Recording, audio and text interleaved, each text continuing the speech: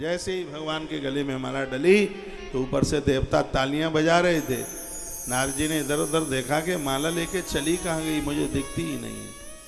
तो आगे बढ़े तो वही महादेव के दो गण वहां पर बैठे हुए थे। उन्होंने कहा बाबा अपनी शकल देखिएगा, तुमने दुल्हन ले गए लक्ष्य निवासा, तुम यहाँ क्या कर रहे हो? दुल्हन को तो नारायण लेकर के चले गए। जैसे इतना कहा तो भारी क्रोध आ गया, और इतना क्रोध आया तो सबसे पहले तो इनको ही श्राप दे दिया। शंकर जी के दोनों गणों को श्राप दे दिया का हो निशाचर जाहि तुम कपटी पापी दो। यदि तुमको पता था कि मेरा मुंह बंदर का है तो तुमने मुझे बताया नहीं और मेरी हंसी और मजाक उड़ाई है, तुम राक्षस हो जाओ।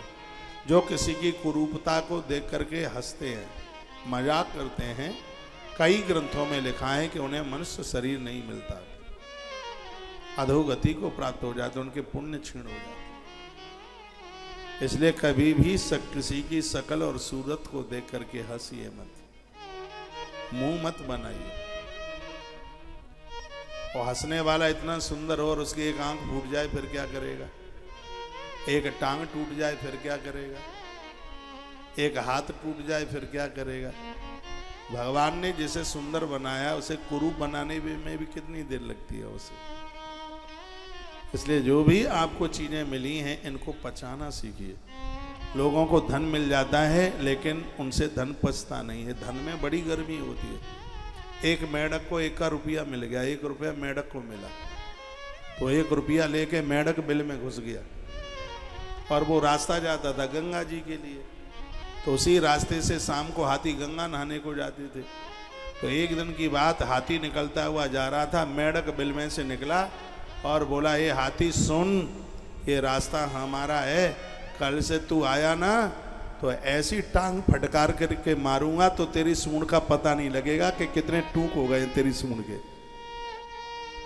ये मेढक नहीं, ये 1 रुपए की गर्मी बोल रही है। हाथी ने कहा अच्छा इतना बड़ा पहलवान है तो अभी देखता हूं। तो उसने ऐसा पाम जमाया सो मेढक का पिछपिल्ला निकल गया। जो रुपए पर अभिमान करते हैं काल रूपी हाथी उन्हें दबोच करके रख देता है। ये संपदा ईश्वर की है, ये भगवान की है, ये परमात्मा की है। इसके ऊपर अभिमान मत दिखा, ये समय तोड़ देगा, बिल्कुल खत्म कर देगा, किसी काम का नहीं रहने देगा। जितनी चीजें आपके पास में आए उतनी ही विनम्र बन जाइए। किसी की हंसी मजाक नहीं, किसी की दिल लगी नहीं। अष्टावक्र मुनि, मैंने 2-3 दिन अष्टावक्र मुनि की कथा सुनाई वृंदावन से, बड़ा अद्भुत चरित्र है। राजा जनक एक बहुत बड़ा विद्वत गोष्ठी करने की उन्होंने एक व्यवस्था करी थी। बहुत जगह से विद्वान आए और उसी विद्वत सभा में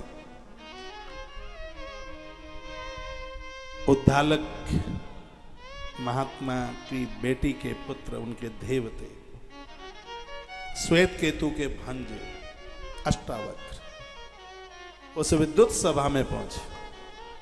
उन्हें देख करके वहां के जो विद्वान थे वो खिलखिला करके हंस पड़े। वो 8 जगह से टेढ़े थे, उनकी कुरूपता को देख करके हंस पड़े। अष्टावक्र ने कहा राजन, हमने तो ये सुना था कि तुमने विद्वानों को बुलाया इसलिए हम आ गए।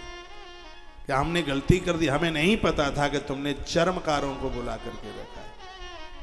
चमड़े की पहचान तो चर्मकार करते हैं। इन्होंने मेरी विद्वता नहीं देखी।